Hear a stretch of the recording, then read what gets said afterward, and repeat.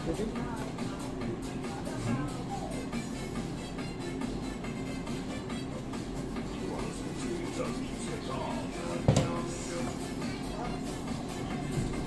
na natin yun siya, guys. Ayan. Mas malambot siya yung flour kasi yung dough pala kasi nga hot water ang ginamit natin.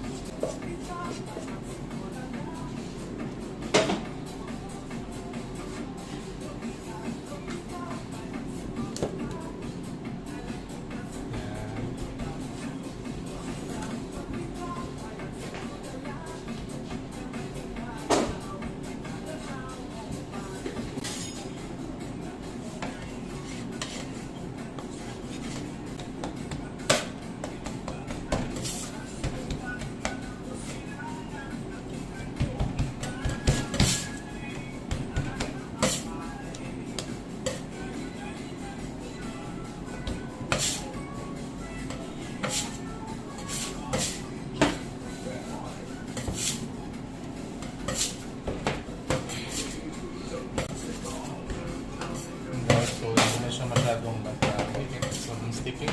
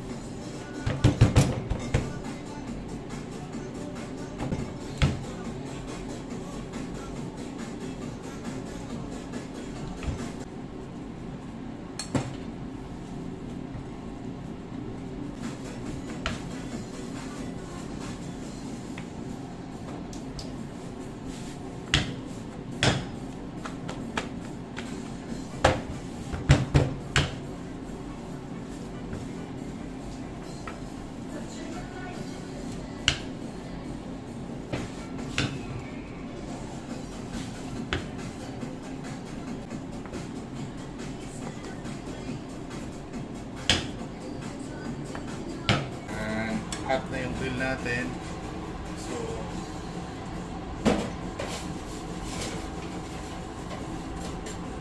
hanapin natin.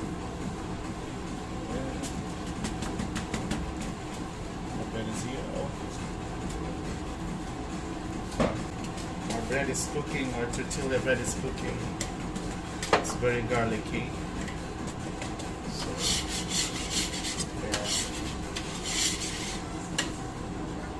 tumutubo siya, guys.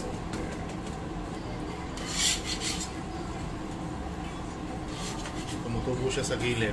Ayan. Wow! How's the smell? Hmm? How's the smell of the bread? Of the chapati? Huh? Not allowed to eat, huh? Only looking? Only looking. This is a Zaldi Bahrain's Chappatti. Very delicious bread, guys. Oh my goodness. No problem, guys, if you want to make this in your shawarma. It's a very good bread for the shawarma.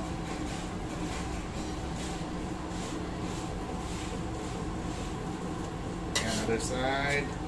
Make sure it's brown. So flip it up. Oh my goodness. Look at that. Oh wow. Look at that bread. Shiny and sexy, so put more butter. Let's brush more butter. And then, so, yeah, take a closer look, guys. The brownness of the thing is very nice. Looking nice. So, up to you if you want to put your fire high. Me, I put it in the medium so the cooking will be relaxed. No, not forced. Don't cook it forcefully. So just cook it in the like this. So it smells good, guys, because it's a butter. It's a garlic butter actually. Not only butter but garlic butter. You can use ghee as you like, margarine as you like, or others are using only a simple vegetable oil. Now flip it up again. Oh my goodness. See? Delicious chapati from Jolly Bahrain. Yeah. Napakasimple ng chapati, guys, di ba? Ayan. Tapos ng chapati mo, mabango pa, battery pa. What? Smell good? Ayan, guys. So walang hilaw, ha? Walang hilaw po dito, hindi po hilaw. All sides are cooked. Chapati manta. So there you have it, guys. Very simple chapati made by Jolly Bahrain. So it's good to wrap in any sandwiches, any coffee. Good for your breakfast. Pwede yung wrap. So pwede siyang mga guys. So pwede siyang ma-flip. Yan. See? Pwede siyang ma-flip. Hindi siya nasisira. It binds. So ililipat na natin siya, guys. Fold it. Ayan. Ito yung chapati. Ayan. Extra butter. Ako ayoko na. Tama na yan. So, pwede kang gumawa ng wrap. Ayan. With chicken or with beef.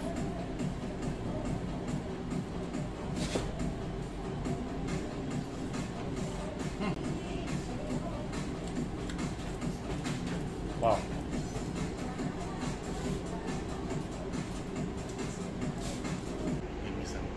Example. Ayan, sarap guys, oh. Simple lang na bread, guys. Ayan. Kainin natin.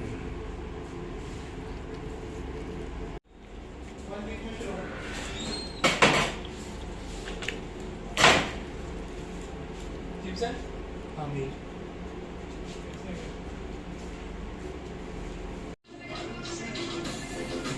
Why vegetable oil? Just for Sticking.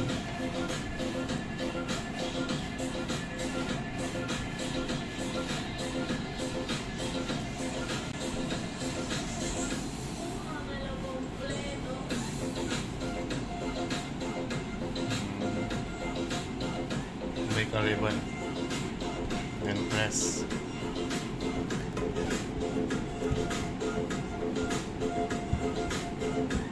Nabibilis ko. Ganyan lang yata. That's it? That's it? No.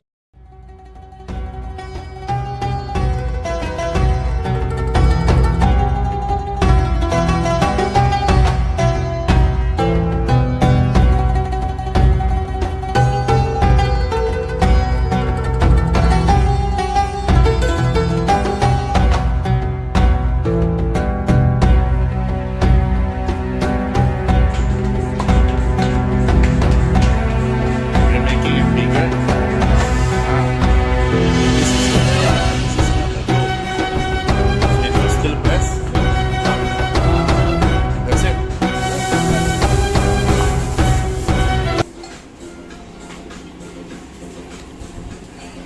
That's it. Huh? That's it. Because I can do that more because there's no oil or butter inside. If there's no oil, Yeah, it will work. but this is more thicker, no? Or normal? No, it's not. Normal? Yeah, Chapati like this? Yeah, it's not. Chappatti like this. Not too much thin. I guess so. Then this oil is enough. This butter is enough. Yeah, for like lunch or dinner. For breakfast, no. But for breakfast, it's more thick, thin. More More thick and more oil. Ah. Like full oily.